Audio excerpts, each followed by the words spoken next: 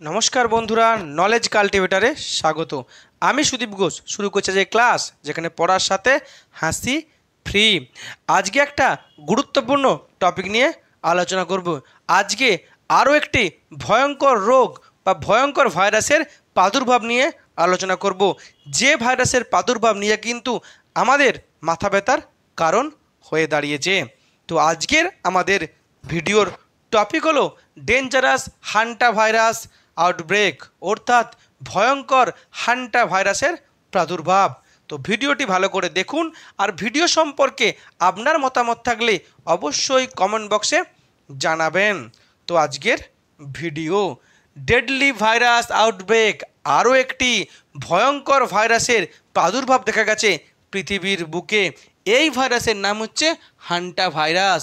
এই hanta virus কিন্তু ব্যাপক আকার রূপে ছড়াচ্ছে পৃথিবীতে। কোথায় ছড়াচ্ছে?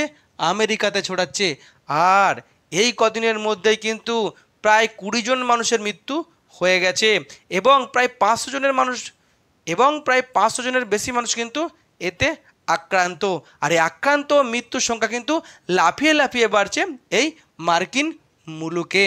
সবথেকে ভয়ঙ্কর এই হান্টা ভাইরাসের কিন্তু মৃত্যু রেট কিন্তু অনেক বেশি। মেনলি আমেরিকার ক্যালিফোর্নিয়া আর অ্যারিজোনা এই প্রদেশে কিন্তু এই ভাইরাসের আক্রমণ বা সংক্রমণ দেখা গেছে, ভয়ঙ্কর রূপ ধারণ করেছে। এই দুই প্রদেশে কিন্তু হেলথ এমার্জেন্সি ঘোষণা করেছে সেখানকার সরকার। তার সাথে গোটা আমেরিকা দেশ জুড়ে কিন্তু এই নিয়ে রেড অ্যালার্ট জারি করা হয়েছে। শুধু আমেরিকাতে নয়, আমেরিকার পার্শ্ববর্তী যে সমস্ত দেশগুলি আছে সেখানেও কিন্তু এর ইনফেকশন দেখা যাচ্ছে। আর সেই নিয়ে কিন্তু সেই দেশেও কিন্তু লাল সতর্কতা জারি করেছে। এখন অনেকে বলছে এই হান্টা ভাইরাসের যে সংক্রমণ যেভাবে ছড়াচ্ছে, এটি ভয়ঙ্কর রূপ ধারণ করতে পারে। হয়তো কোভিডের মতোই আরও একটি প্যান্ডেমিক হতে পারে এই হান্টা ভাইরাস। আর হয়তো আবার সেই কোভিডের মতোই আমরা মৃত্যু মিছিল দেখতে পারি, বা আমরা লকডাউন দেখতে পারি এই হান্টা ভাইরাস নিয়ে। সেই নিয়ে কিন্তু বড় বড় যে সমস্ত হেলথ বিশেষজ্ঞরা আছে তাদের মাথায় কিন্তু চিন্তার ভাঁজ দেখা দিয়েছে। তারা কিন্তু এই হান্টা ভাইরাসের যে সংক্রমণ সেই নিয়ে কিন্তু চিন্তিত, এবং প্রত্যেকটি দেশকে কিন্তু তারা সতর্ক করছে যে হান্টা ভাইরাস কিন্তু ভয়ঙ্কর রূপ ধারণ করতে পারে।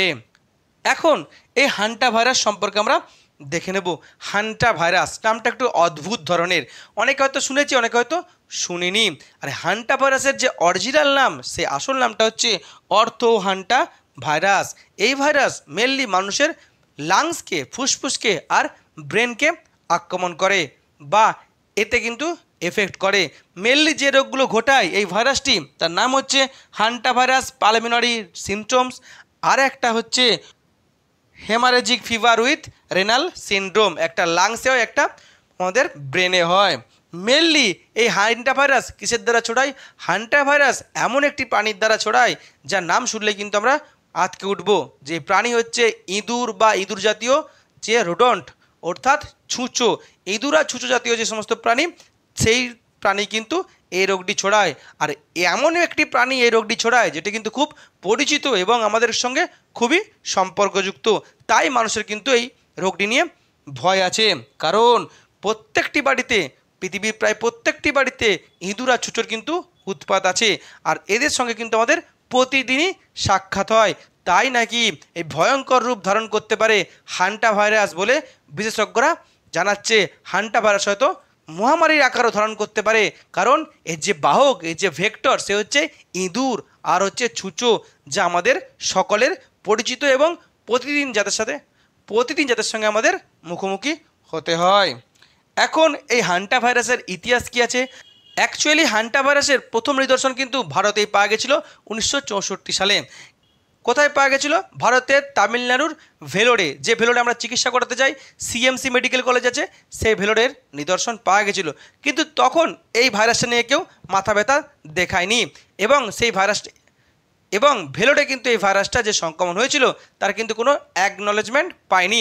কিন্তু তারই কয়েক বছর বাদে 1977 সালে সাউথ কোরিয়াতে হান্টা নামক একটি প্রদেশ আছে, একটি হান্টা রিভার আছে। সেই রিভারের পাশের যে প্রদেশ, তার নাম হচ্ছে হান্টার প্রদেশ।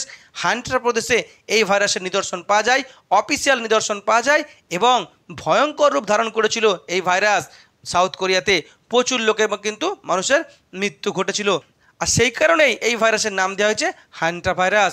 শুধু যে সাউথ কোরিয়া নয়, সমগ্র ইউরোপ জুড়ে এবং আমেরিকা জুড়ে কিন্তু ভয়ঙ্কর আক্রমণ হয়েছিল বা সংক্রমণ হয়েছিল এই হান্টা ভাইরাসের। প্রচুর মানুষের কিন্তু মৃত্যু ঘটেছিল। এমনকি কোভিডের সময় চায়নাতেও কিন্তু এই ভাইরাসের সংক্রমণ দেখা গেছিল, কিন্তু যেহেতু কোভিডের গাইডলাইন মেনটেন ছিল বা চালু ছিল, তাই হয়তো এই ভাইরাস অতটা ছড়াতে পারেনি। এখন এই যে হান্টা ভাইরাস, এই হান্টা ভাইরাস কীভাবে ছড়ায়, এর ট্রান্সমিশন কী আছে, মাথায় রাখতে হবে হান্টা ভাইরাস কিন্তু কোভিডের মতো মানুষ থেকে মানুষে ছড়ায় না। তাই আমরা একটু স্বস্তি, কিন্তু আমাদের স্বস্তি থাকার কোনো অপশন নেই এখানে। কারণ হান্টা ভাইরাস যে প্রাণীটির দ্বারা ছড়ায় সেটি হলো ইঁদুর বা ইঁদুর জাতীয় ছুঁচো বা ওই রকম কোনো প্রাণী। আর যাদের উৎপাত কিন্তু আমাদের প্রত্যেকটি বাড়িতে আছে, যাদের দ্বারা আমরা কিন্তু ডাইরেক্টলি ইনডাইরেক্টলি প্রতিদিন ক্ষতিগ্রস্ত হই। তাই ইঁদুরের দ্বারা যদি এটি ছড়ায়, তাই ইঁদুরের দ্বারা যেহেতু এই রোগটি ছড়ায়, তাই কিন্তু আমাদের কপালে চিন্তার ভাঁজ নিয়ে আসছে এই হান্টা ভাইরাস। এখন হান্টা ভাইরাসের সিমটমস কি? মেনলি হান্টা ভাইরাসের যে সংক্রমণ যদি আমাদের শরীরে হয়, সঙ্গে সঙ্গে কিন্তু এর সিমটমস দেখা যায় না। সংক্রমণ হওয়ার প্রায় 1 থেকে 8 সপ্তাহের মধ্যে কিন্তু এর উপসর্গ দেখা যায়। তখন কিন্তু অনেকটা আমাদের লেট হয়ে যায়, আমাদের আর বাঁচার সুযোগ থাকে না। আর কি এর উপসর্গ? মেনলি জ্বর হবে, মাথা যন্ত্রণা হবে, শরীরে যন্ত্রণা হবে, বমি বমি ভাব হবে আর শ্বাসকষ্ট হবে। এগুলোই হচ্ছে হান্টা ভাইরাসের সিমটমস। এখন হান্টা ভাইরাসের ইনফেকশন হলে এর ট্রিটমেন্ট কী আছে? আপাতত কোনো ট্রিটমেন্টের নেই। আর সবসময় সিমটমস কিন্তু অনেক লেটে দেখতে পাওয়া যায়। তাহলে কিন্তু বুঝতেই পারছি যে এই ভাইরাসের জীবাণু যদি আমাদের শরীরে ঢুকে যায়, তাহলে কিন্তু আমাদের মৃত্যু এক প্রকারে অবিসম্ভাবী হিসাবে ধরে নিতে হবে। কারণ এর ডেথ রেট কিন্তু প্রায় 50%। তবে যখন হান্টা ভাইরাসের সংক্রমণ কোনো মানুষের শরীরে দেখা যায়, তখন কি করা যায়? তাকে লাইফ সাপোর্ট দেওয়া হয় এবং সিমটমস দেখে তার চিকিৎসা করা হয়। Antibiotic, paracetamol, saline, pain killer ইত্যাদি কিন্তু ওষুধের ব্যবহার করেন ডাক্তারবাবুরা। এখন আমরা মাঝে মাঝে দেখছি, যত দিন যাচ্ছে তত দেখছি যে একটার পর একটা ভাইরাস কিন্তু আমাদের সামনে আসছে। নতুন নতুন ভাইরাসের নাম কিন্তু আমরা শুনছি, আগে কিন্তু এত ভাইরাসের নাম আমরা শুনিনি। তাহলে কেন এত বারবার ভাইরাসের আক্রমণ হচ্ছে, সেটা একটু আমাদেরকে দেখতে হবে। মেনলি ভাইরাসের সংক্রমণ অনেকটাই বেড়ে গেছে। নতুন নতুন ভাইরাস নতুন নতুন ফর্মে আসছে এবং ভয়ঙ্কর রূপ ধারণ করছে। তার একটাই কারণ হচ্ছে পরিবেশ দূষণ। আমরা সময়ের সাথে তাল মিলিয়ে পরিবেশ দূষণ করে যাচ্ছি, আর তার সাথে আবার আমরা গাছও কেটে চলেছি। যতটা পরিবেশ দূষণ করছি, তার সমানুপাতিতে আমরা গাছও কেটে চলেছি। তার ফলে কী হচ্ছে? গ্লোবাল ওয়ার্মিং হচ্ছে, অর্থাৎ ভূ উষ্ণায়ন বা পৃথিবী গরম হয়ে যাচ্ছে। তার ফলে জলবায়ুর পরিবর্তন দেখা যাচ্ছে। আর এই জলবায়ুর পরিবর্তন যখন দেখা যাচ্ছে, তখন কিন্তু আমরা দেখতে পাচ্ছি একাধিক প্রাকৃতিক দুর্যোগ ঘটছে। যেমন কি হচ্ছে? হিট ওয়েভ দেখতে পাচ্ছি, গ্রীষ্মকালে প্রচুর তাপমাত্রা বেড়ে যাচ্ছে, তার সাথে বর্ষাকালে অতিবৃষ্টি দেখা যাচ্ছে, বন্যা দেখা যাচ্ছে, এমনকি হিমবাহগুলো কিন্তু গলতে শুরু করছে। আর এই 3টে কারণেই কিন্তু মেনলি এই যে ভাইরাসের সংক্রমণ বা ভাইরাসের জন্ম কিন্তু অনেকটাই বেড়ে গেছে এবং আগামী দিনে যে এটি আরও বাড়বে, তারও কিন্তু পূর্বাভাস দিচ্ছেন বা তারও ভবিষ্যৎবাণী করছেন আমাদের বিজ্ঞানীরা।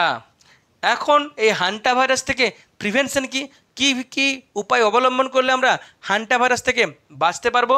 মেনলি হান্টা ভাইরাস ছড়ায় ইঁদুর বা ছুঁচো বা ওই জাতীয় কোনো প্রাণী। তাই আমাদেরকে এই ইঁদুর বা ছুঁচোকে আটকাতে হবে। আমাদের বাড়িতে, আমাদের থাকার জায়গায়, আমাদের কাজের জায়গায়, যেখানে আমরা থাকি না কেন, আমাদের সেখানে ইঁদুর বা ছুঁচোকে আটকাতে হবে।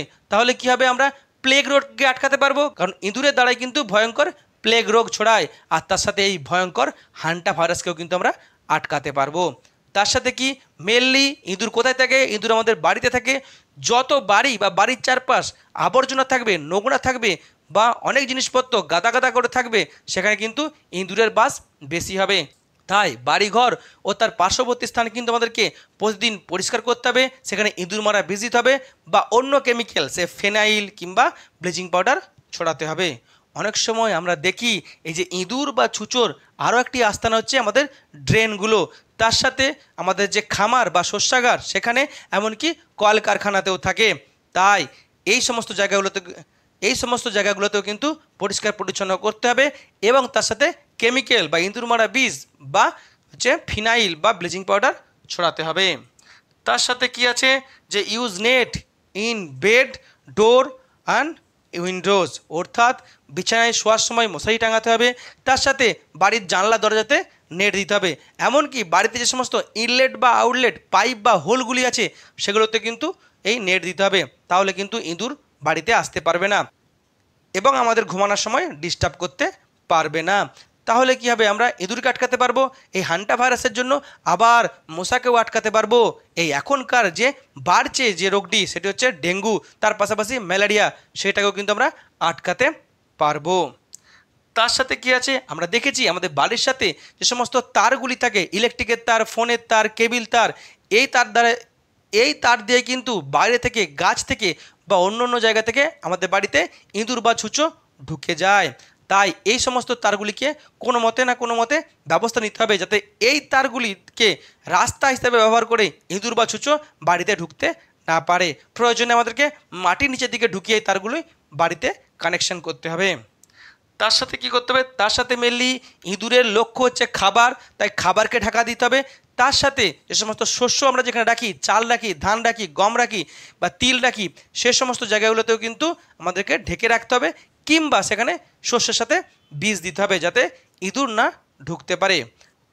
নেক্সট কি, আমাদের বাড়িতে যে শিশু, বৃদ্ধ আর হচ্ছে অসুস্থ মানুষ আছে তাদের জন্য স্পেশাল কেয়ার নিতে হবে, কারণ আমরা অনেক সময় দেখি এই শিশুরা বা বৃদ্ধরা যখন ঘুমিয়ে থাকে তখন কিন্তু ইঁদুররা কিন্তু তাদের শরীরে আক্রমণ করে। তাই তাদের জন্য কিন্তু অবশ্যই স্পেশাল কেয়ার নিতে হবে, কারণ তারা অর্থাৎ শিশুরা, বৃদ্ধরা আর অসুস্থ ব্যক্তিরা কিন্তু অসহায়, তারা যদি সংক্রমিত হয়ে পড়ে তাহলে কিন্তু খুব সমস্যাজনক ব্যাপার হবে।